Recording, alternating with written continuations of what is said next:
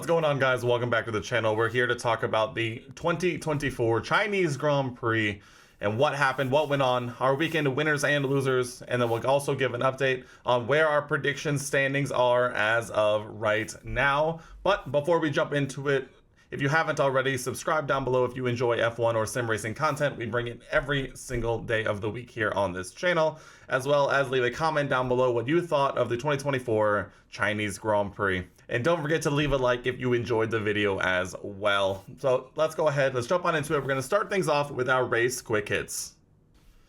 Let's kick things off with our weekend quick hits. Now, since this is a sprint weekend, the first of the 2024 season, we need to talk about what went on in the sprint race as well. We're not going to spend a whole lot of time on it, but we did see some exciting action with Lewis Hamilton leading his first F1 race. And since a very, very long time, we also saw Lando Norris make a mistake, which then, immediately led to Lewis being able to lead the race. Eventually, Max Verstappen did end up coming and taking the win by far too large a margin at this point, if we're being honest.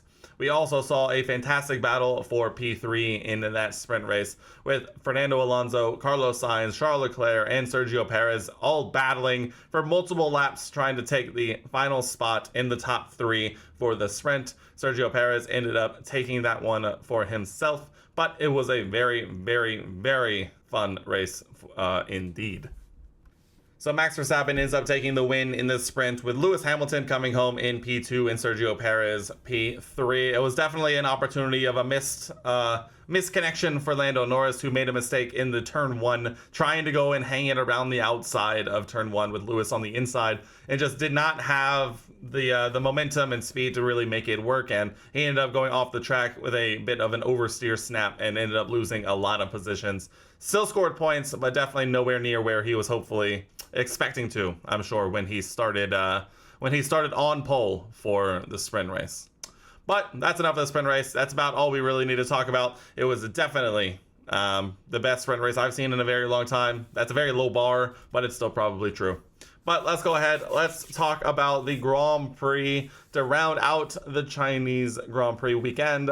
And first and foremost, I want to talk about something that I saw people talking about online after the race ended, which was the dialogue around Mercedes and their just seems like their inability to commit to an okay setup, trying to get to a better setup. It seems like we've seen plenty of times where Lewis Hamilton specifically will look okay in some sessions, but then make a drastic setup change right before the main sessions, and you end up seeing it not work, and it just obviously didn't work in the long run. And I think this is something that I think Mercedes really needs to take a hard look at themselves in the eye and say this needs to stop. I understand that they do need to figure out the car and what makes it work and what doesn't so they can develop it, but they've been doing this for about 2.5 seasons now, and it's starting to get a little old when you see Lewis finish P2 and look very good with good pace in the sprint to then turn around with the new Parc Fermé rules that they have to make a drastic set of changes in the wrong way, qualify P18, get lucky with safety car timing, and to finish in the points. And then to finish the weekend with basically saying that, he made this wild, crazy decision and it just obviously didn't work. It's just like, Mercedes, you're not at the top anymore. I think we need to discuss how you need to accept that. And when you find a decent setup that has Lewis running in P2 in clear air in the sprint race, just bring that one to the full thing. I mean, what's the worst that's going to happen, really, realistically? So think about that one, will you? I'm going to bring this up second point here in the sprint, in the full Grand Prix, and that is Haas score points. Once again, Nico Hülkenberg finishing in P10 here in China and scoring more points for Haas. Haas absolutely very much overperforming their expectations to begin the 2024 season, and it makes my little Haas heart so happy to see them doing well. Kevin, on the other hand, did have a bit of a terroristic move on Yuki Tsunoda, taking out Yuki after the safety car restarts, but he got his 10-second penalty, and at that point, his race was basically over anyway, as he had a penalty as well as a puncture that put him towards the back of the field, and that was essentially it. So, but nonetheless, Haas score points, catching slowly up to the RBs of Yuki and Daniel, and so The season is spicy up, it's heating up. I can't wait to see what comes next. They did end up bringing some upgrades this weekend, and it looks like they managed to do pretty well. I'm interested to see what comes next in their first of 3 home races this year in Miami. The next one I want to talk about, we're not really talking a lot about individualistic performances here, because I feel like at the end of the day, China kind of performed a lot like people expected.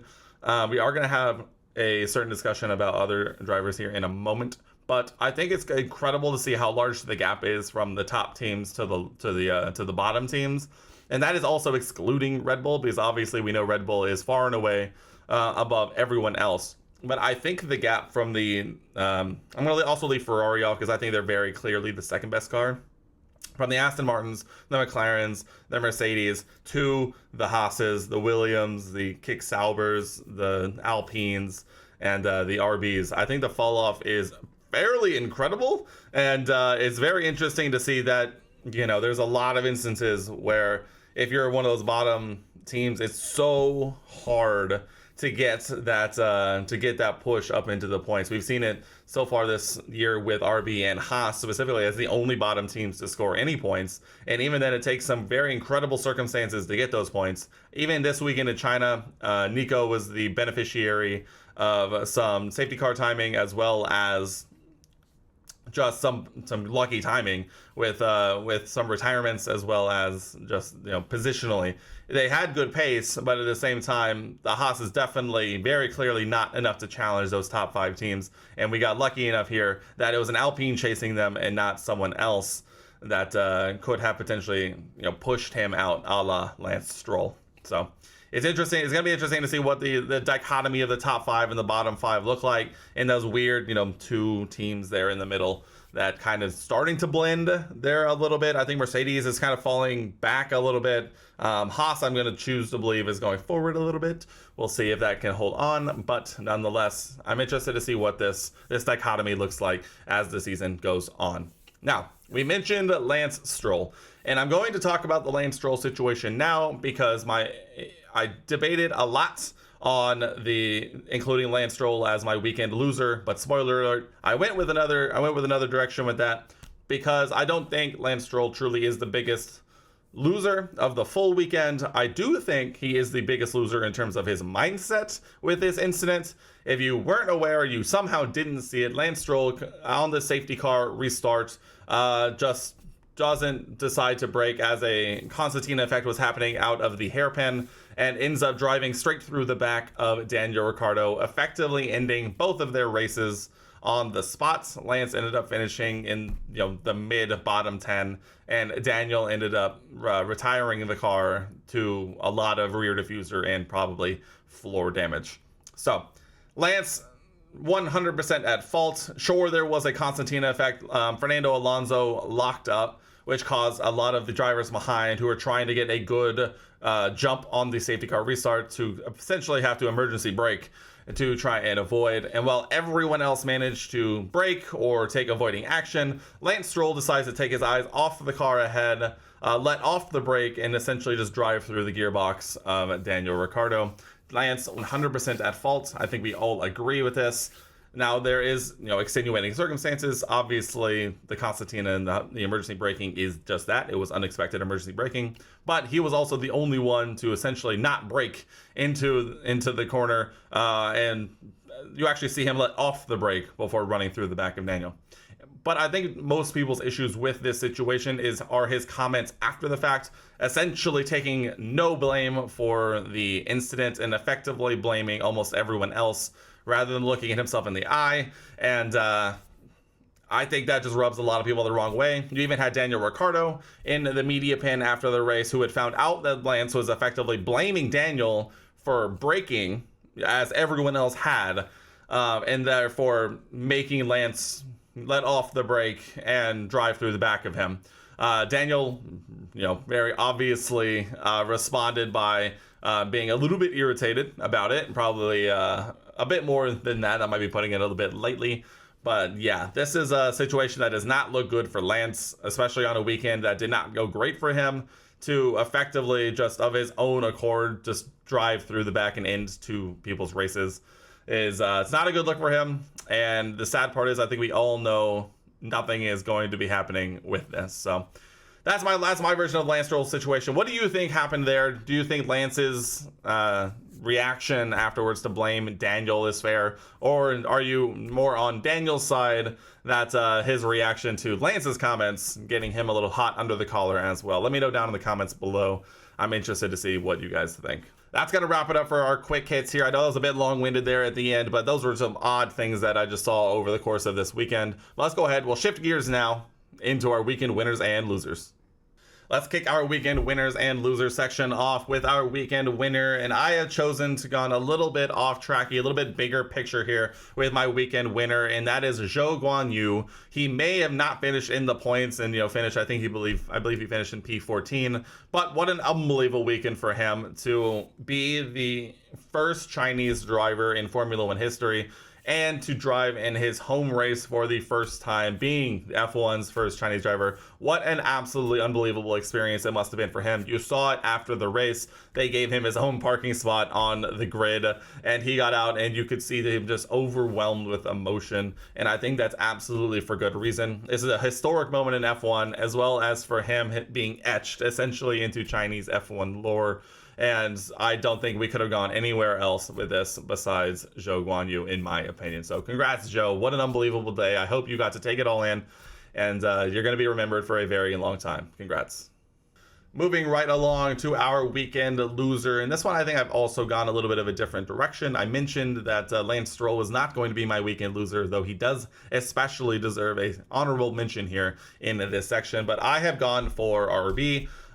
Daniel and Yuki both retiring from the race in this weekend, neither of which was by their own fault. That is very important to state here. I don't think they are my weekend losers by their own actions. It's just based on the entire situation of not looking particularly strong in the sprint qualifying session or the race. Daniel was doing okay in the race and might have been on for something, but it definitely didn't look on for points, obviously, before Lance Stroll's incident. And then Yuki obviously was taken out by Kevin Magnussen, who had a very, let's just go with ambitious dive bomb coming out of the safety car restart that ended up spinning Yuki around, damaging his rear right, and that was basically all they wrote for both of them. Daniel did attempt to try and finish, run more laps, but at a certain point, they decided to just take the L, save the component wear, and the damage was a little bit too much. But it doesn't, it's one of those things that it's not their fault, but I do think they are one of the bigger losers here this weekend. A double DNF in the race. Again, not by their own volition, but they didn't look particularly strong this weekend. And ending off like that will definitely leave a sour taste in their mouth as they get ready for Miami. So I'm sorry, RB, but you're my weekend loser. Let's round this video out by going over our predictions results for this one and get an updated standings position after the Chinese Grand Prix weekend. We'll kick things off with my biggest positive surprise. I went with Nico Hülkenberg. I thought Haas was going to chef up a little something special this week in China, obviously playing right into our hands. Not only did it work beautifully, Nico Hülkenberg coming home in the points, bagging a point here, finishing in P10, clawing us just a little bit closer to our B or V card, whatever you want to call them. That is absolutely a point for me. My biggest disappointment did not come in. I went with Mercedes. I think they've just been absolutely all over the place this year. And not only did Lewis Hamilton come P2 in the sprint, I thought I could potentially argue for a redeeming quality here when he qualified P18 for the Grand Prix, but then he ends up finishing in the points as well. And George just ran very solidly in the mid-upper field all weekend long. So definitely nothing for me there. 0 points on that one. Now, one place I did chef again is my qualifying top 3. I did get the top 2 right, Max Verstappen followed by Sergio Perez, although I would have thought Carlos Sainz was going to do a little bit better. Ferrari definitely off the pace, at least a little bit here this weekend. Obviously, Fernando Alonso ended up taking P3 on that one. For sprint winner, Max Verstappen, easy point, easy clap, absolutely no hesitation on that one. Same goes for my race podium, a Max Verstappen win, obvious points. And then Sergio Perez did end up finishing on the podium, but it was in P3 with Lando coming home in P2.